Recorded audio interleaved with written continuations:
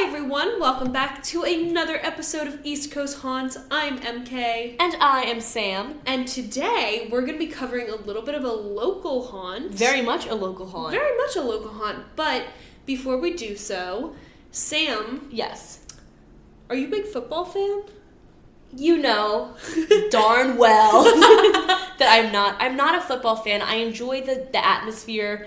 I like, I've been to, some I'm from Baltimore, so I root for the Ravens. You vote for them? I vote for the Ravens. I remember I like getting like a crab pretzel while I'm there. Yes. But it's always cold.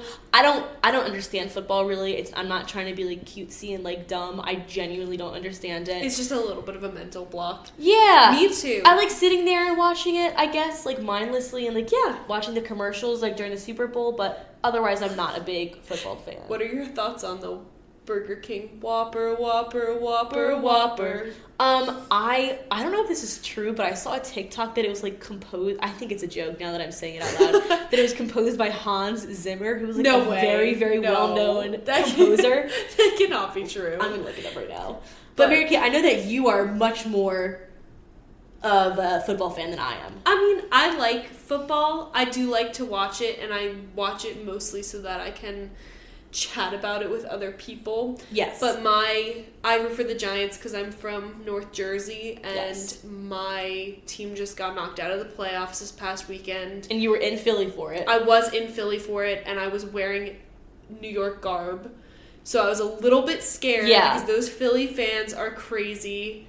Most of you are crazy in the best way possible, though. And I do have to say that even though, like, historically, New York and the Eagles have, like one of the biggest rivalries in football, even though I kind of think that the Eagles fan base hates the Cowboys more than they hate the Giants, which is, like, embarrassing for us. Would I be correct in saying to you that the Cowboys seem to be one of the more hated NFL teams for some reason? Yes. I think that that's like the one thing that Eagles and Giants fans can agree on is that the Cowboys are the main enemy. Okay. Yeah. But interesting. Anyway, I do have to say that now that the Giants are out, I have a lot of friends from the Philly area who are Eagles fans, so I will, to the much chagrin of my father, be rooting for the Eagles. You gotta vote for those Eagles. So, I'll be rooting for them too. Also, on a little side note, I will also be rooting for Joe Burrow exclusively.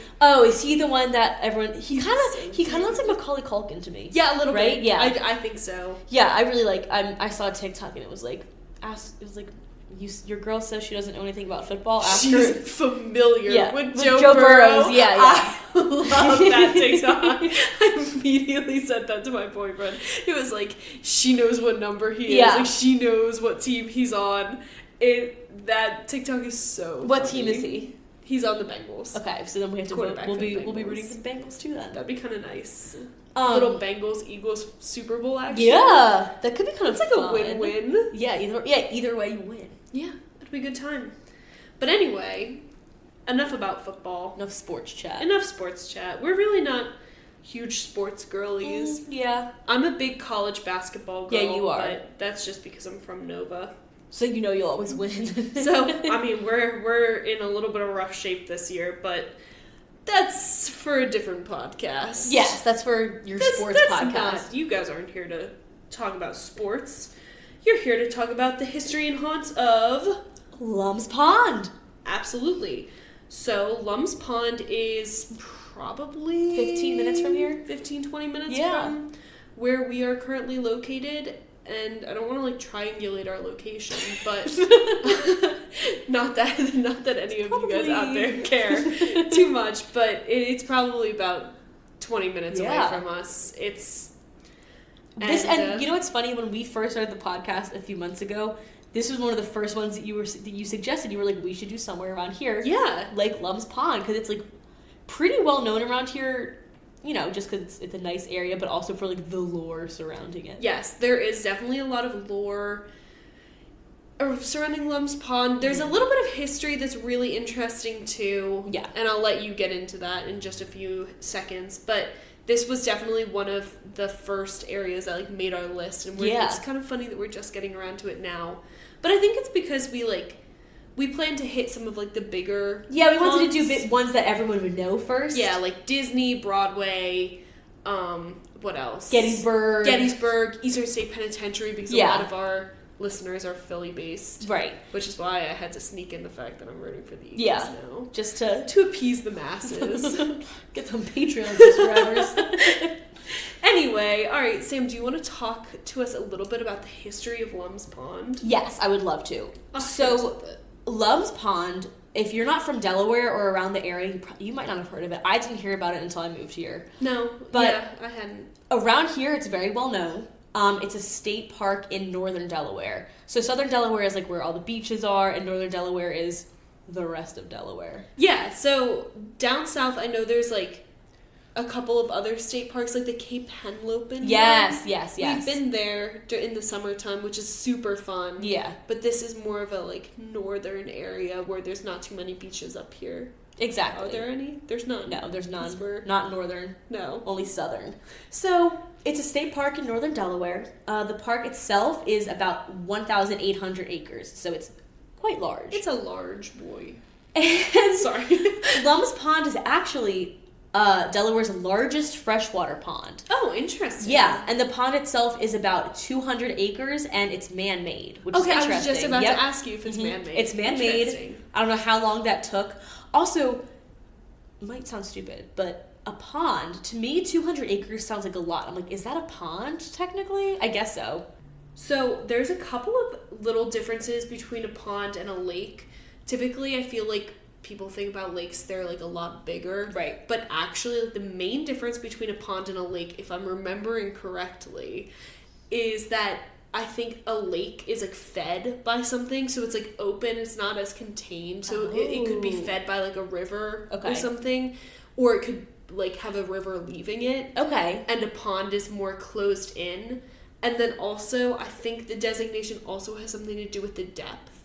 Because a lake has different different productivity levels within the ecosystem, and I don't think a pond is deep enough to have those defined levels. Interesting. Okay. So there's like different vegetation, like different species that can thrive at the different levels depending on like how much oxygen, how much sunlight they're getting. Little ecology lesson. I know. I was gonna say that was a very educated answer. Okay, Thank that you. makes sense. So I think it's safe to say that this is a big pond. It's not Huge a lake, pond. but it's a huge pond.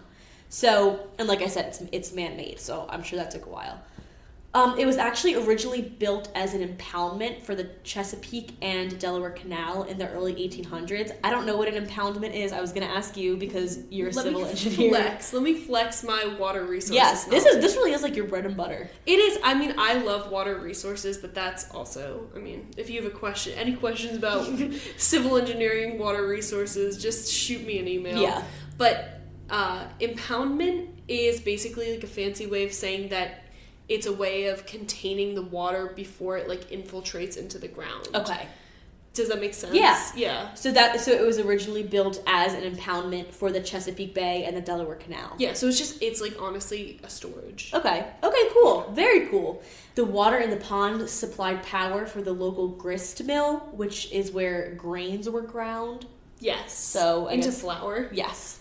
Grains were ground. Yeah, so it was pretty important back then, you know. And also the name Lums Pond comes from John Lum and his son, John Jr., who ran the mill.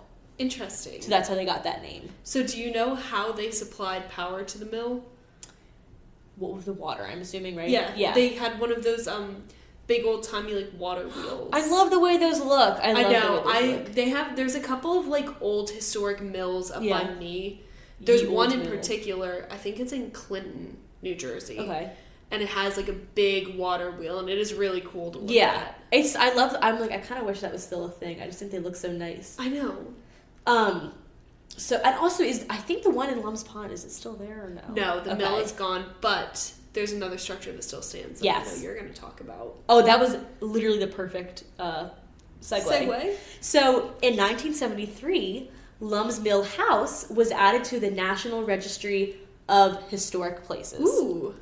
So, it's been there for a very long time. It was built in 1713. Wow. So, it's been there for over 300 years now? Yeah. It's a historic house within the park, and it belonged to a man named Samuel Davies. He was actually the 4th president of Princeton University. Jersey. He was a successful author, and he was an advocate of religious freedom. So he was a very well-known, well-respected man of the time. Okay, King, pop off. Before you tell him to pop off, though, he wasn't a great guy, because I feel like most people back then had questionable morals. Well, yes, it was like... I know that's a sweeping generalization. I mean, it was, but like also looking back at the time, it was not... There were some very non-morally correct ideas. Yes. So he did advocate for better treatment and education of enslaved people. Okay. Which, I'm glad that he was advocating for that, but also it's not, I mean, he definitely... For the time, he was progressive. Yes, and it probably a little bit hypocritical because he probably still owned slaves. Yeah, sure, yeah. So the house was originally built in 1713, like I said, by a man named Samuel Clement. Okay. Hold on. Before you go on, I do have to make a little side note here because I clicked on a link about the mill house just to see if there were any like recorded haunts there. Right. And I saw that it was originally built by Samuel Clement, but I misread it as Samuel Clemens. And do you know who Samuel Clemens is? I don't know. But I recognize it. It's the pen name of a very famous author. The pen name? I don't know. Yeah, J.K. Rowling? No, Mark Twain.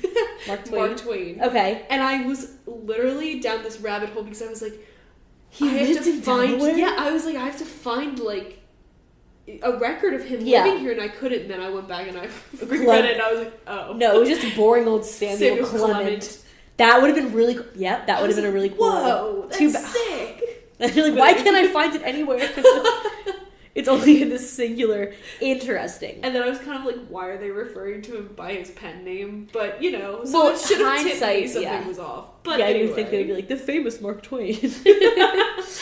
But anyway, so it was built by Samuel Clement, and ownership passed to John Lum in 1809, who renovated the house slightly. He added another level. Ooh. And he took ownership of the mill. Ooh, okay. That's kind of like a fun job, I feel like. And definitely he's living and he's working all in the same place. I wouldn't mind living in a state park. I wouldn't mind either, although it wasn't a state park yet. Well, okay, fair. But like a little isolation by a nice, like... Tons of acres, yeah. You can go fishing for your dinner. And he and his son would definitely like work at the mill together. I think we're probably going to talk about that later. Fam yeah, so it seems like kind of a nice little... quiet life. Yeah. And I know I talked about this with the lighthouse episode. Yes. But like that kind of off the grid life. I know. Sounds kind of nice. It does. There's something very appealing about it. I agree. Even though after this I'm going to like stare at my phone and like be on my computer at the same time. But in theory, yes. You're going to take a break from staring at the big screen to look at the little Yeah, screen. exactly. That's exactly. And the medium screen nowadays. It's so sad. So Lums Pond actually wasn't officially named a state park until 1963. Okay. And actually, for the years before that, I know I said people lived on it throughout the years, but also people would use it for fishing and kayaking. And it also was the site of several Native American hunting camps for years and years, which is kind of cool. Yeah. And there had been thriving communities around the area as far back as like the 1800s. So, it was always poppin'. Yeah. And now it's still poppin'. It's a popular spot for locals. Yes. Such as us. And even though we've never been. But we're going to make a trip out there this summer as soon as the weather gets warm. Yes, we've already decided. Because there really is so much to do there. Like, while I was looking at the website, it looks so fun. It looks like a blast. It is. It's got a ton of outdoor recreational activities like kayaking in the pond. Obviously, the pond. The trees nearby. You can bike. You can hike the swamp forest trails. You can camp. They have really something for everyone here. Yeah. Even if you're not like a huge outdoors person, there's something for everyone.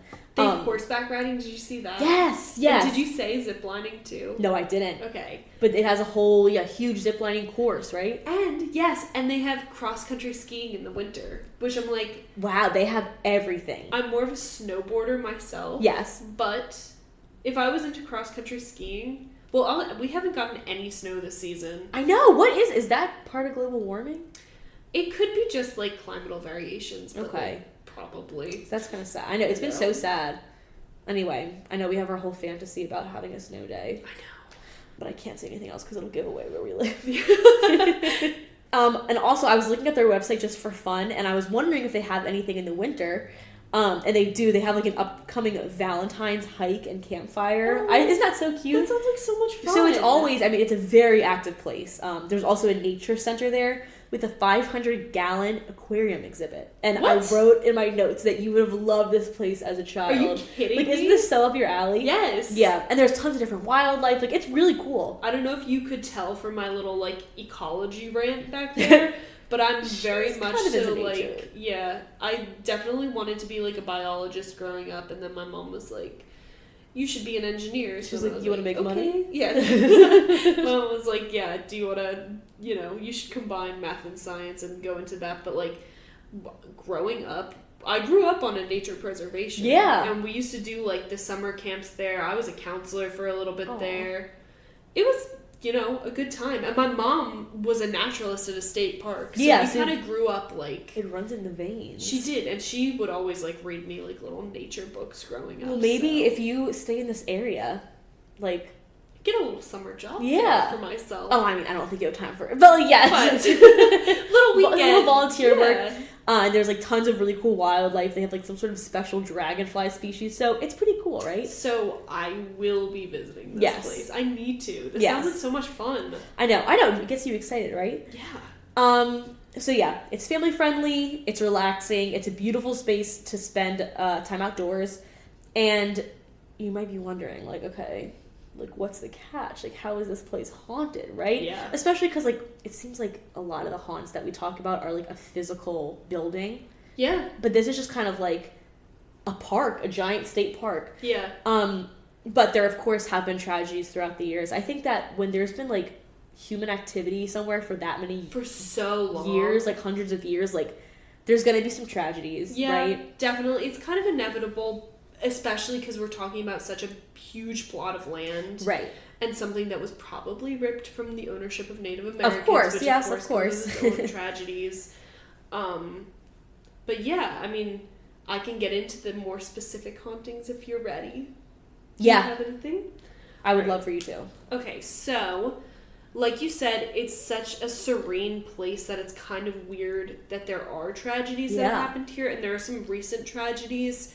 too, which we're not going to get into too much, but in 2016 there was an accident with ziplining there, and also, which has since been rectified, but there was also a boating accident. So there have been like a couple of more recent casualties, but it was also, and this is the source of the main haunt, right?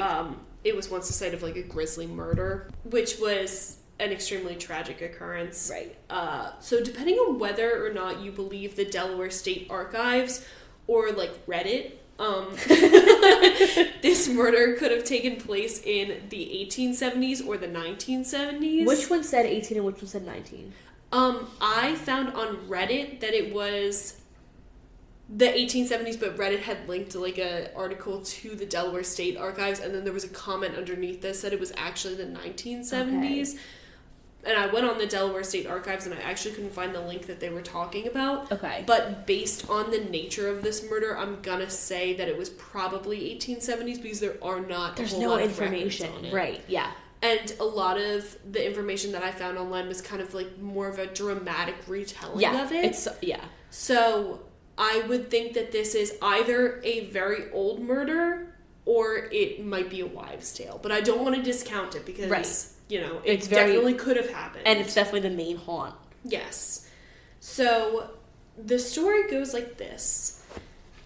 There was a young woman who lived in Wilmington, Delaware, which is right around this area, and she had run away from a bad situation at home. It was kind of like nondescript, but it was probably an abusive household. We also don't even know how old she was, right? Like some places say she was like a little girl, some say she was like a woman. Like a lot of the stories and a lot of the accounts place her in her late teens, early 20s. Okay. She left everything behind at night, and she like tried to start over. So again, this is like tonal anonymity. Right? Anonymity. Yeah. I hate that word. It trips me up every time. We don't know her name, and she had absolutely no possessions with her that were ever found. Aww. And so she left her home at the stroke of midnight in, like, the cover of night, and she was going for a few hours, and she decided to take a break at Lums Pond for the night because there was, like, fresh water and a little bit of shelter. The cover of the trees, and she thought that she would be alone in this, like, huge park. Yeah, I mean, it's kind of a good idea. Yeah, this huge forest, and all of a sudden she heard someone coming towards her, and she got freaked out, and she started running. She was unfortunately quickly overtaken, and, like, a little trigger warning for violence and, you know, assault, yeah. She was physically assaulted, sexually assaulted, and then had her throat cut. Ugh. And she was found the next day by boaters floating naked and mutilated in the pond. Yes. Very, very sad. I also saw in another one, and I know there's, like, so many different There's versions, a lot of but that she was, like, on the trail. Like, he put her, like, on the trail for people to find her or something. So, the trail, I don't believe actually existed. If it was the 1870s, okay. Yeah, you're right. That this occurred. Right. It's the murder is thought to have occurred where the trail is today. Okay, that makes sense. But if it had occurred in the 1970s, the trail would have already existed. Yes, and there would be so much many information. Yes. Yeah. But people who camp there and stay overnight especially say that they can still hear, like, horrifying screams, which, if you're camping in the middle of the night, imagine waking up to that. I would be out of there so fast. That honestly makes, I mean, I'm sure we're still gonna go, but, like, that makes me not want to. No, yeah. I would wake up and think that someone was getting murdered, like, right near the tent. Yeah. Which is, by all accounts, I think scarier than any ghost that you're going to come across. Yeah. And also, it is a very, very common haunt to come across. So, you know, whereas we say in, like, certain hotels and bed and breakfasts, you know, you might see an apparition if you're lucky. If you're there to see an apparition, like, chances of you seeing it are, you know, slim to none. Yeah. But almost everyone who's gone camping, like, a couple of times here will say that they have a story about screams. So there is a scientific explanation for this. Okay.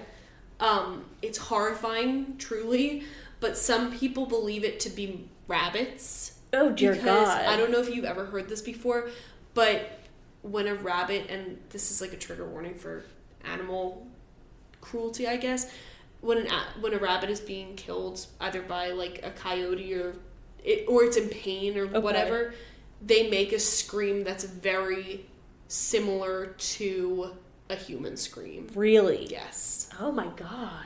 Apparently, and I did not. I can't picture that. I really don't. Yeah, I don't want to hear that. Yeah. So. Well, I have heard stuff about, like, deer making, like, weird sounds when they're hurt and stuff, and, like, people think it's a human. You know what? Honestly, either source of the scream is horrifying. Yeah, I don't want to know. I don't want to hear a scream when I'm camping. So turn up that white noise machine, bro. Putting my earplugs in. Yeah. But there's a little bit of a less scarier haunt there too. Sometimes visitors on the trails will claim to run into a father and son pair dressed in old-timey attire. John and John.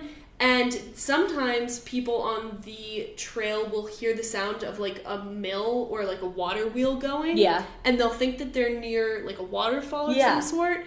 And upon investigation, like, they'll get to the source of the noise and there will be nothing there. Yeah. And then they'll find themselves at the site of the old mill house. That's so cool. Which is kind of neat. So John and John Lum are still working away at that grist mill or whatever it was called. Yes. And then our last little apparition is more of a sadder apparition than, like, a scary. But there is a lot of the time people report sounds of, like, running by their campsite at night. And they'll open the thing and there's, like, shadow figures running through the thing. And once they, like, go and inspect it, there's nothing there that would imply that it's a real person. Okay. So it's thought to be, like, a residual haunting of escaped slaves on the Underground Railroad. Right, because this was a stop on the Underground Railroad, exactly, right? Yes. And, you know, this was because of the thick forest, it's easy to travel undercover. Right, yeah. It could also be residual spirits of Native Americans that had their land stolen, because this was, as you said, a very popular hunting ground. I couldn't find a specific tribe, but based on like a general consensus from a few different sites, I think it was the Lenape tribe. Okay. And because they generally populated this area. Okay. But Lums Pond. It's a super interesting It is. I mean, place. It's got, 300 years of written history that we have. Right. On and, record. Who knows what happened before that, yeah. I'm sure there's hundreds of years of history before that. Yeah. So, honestly, I think it's going to be worth a visit. It's totally going to be worth a visit. I mean, I'm down to go camping there if you are. I absolutely am down to go with you. I'll be a little bit scared because I don't want to wake up and hear a bunny screaming or hear a residual haunting. Of a lady screaming. Yes, but I will definitely do it. It sounds really fun, honestly. Overall, it does, right? It sounds like a good time. I'm excited, and by all means, if we are awoken in the middle of the night by a scream, we can always just haul ass back here. I was going to say, you best believe we will be recording the rest of the night. We'll be recording the rest of that episode from our apartment. Yeah, I was going to say we're from the nearest Holiday Inn, but it's like right here. So. Yes. But that would be pretty cool to have like a paranormal experience there. Yeah, and also like an episode recorded out actually at a That's haunted a great place. idea.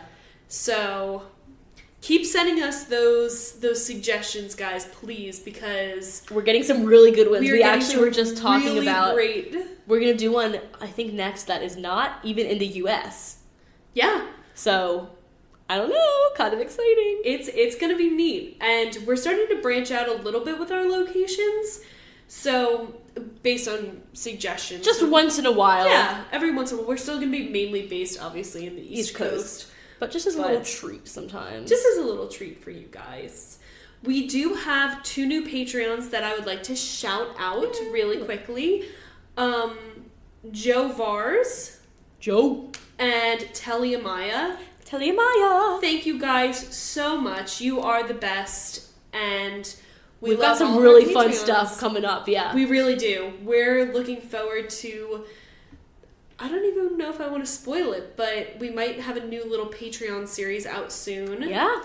So... have to wait and see. It'll come out soon, though, so... You'll have to... And for those of you that don't subscribe to our Patreon, it's like the price equivalent of a cup of coffee a month, and you get tons of new content and the chance to interact with us. So... your favorite local celebs. Yes. So if you're feeling like engaging with us, feeling like getting a few more episodes a month, definitely check it out. Yeah. I think it's what worth she it. said. Especially if you like horror movies, because we had, back in October, our whole horror movie review marathon. We talked about the plot of a lot of different classics and some of the newer ones. We just talked about the menu on a few on one of our newer ones. So good. Which definitely go check that out. And we have a plan for our new Patreon series. Ooh. So anyway, we hope that you guys liked this episode. We hope that you guys are still enjoying listening, and we hope that you send us lots of suggestions. Yes, please. I'm also going to put this in here that if you have a paranormal experience of your own and you'd like to tell our fan base, please shoot us an email with it, and we'll do a little, even if it's not on the East Coast. Yeah, anywhere. If you had a little creepy, unexplained encounter, unexplained occurrence, send us an email with it. We'll talk about it, and we would love to hear from you guys, because, that's the best part. That is the best part, is chatting with you guys. Alright, well, anyway, we will see you really soon for probably a bit of a longer episode, but definitely. Just wanted to get this one out there to give you guys a little something, because I know we took a little bit of a hiatus over the holidays. But we are back to our regularly scheduled programming. New year, new us. New year, new us, and we are ready to go. All right, bye. Bye.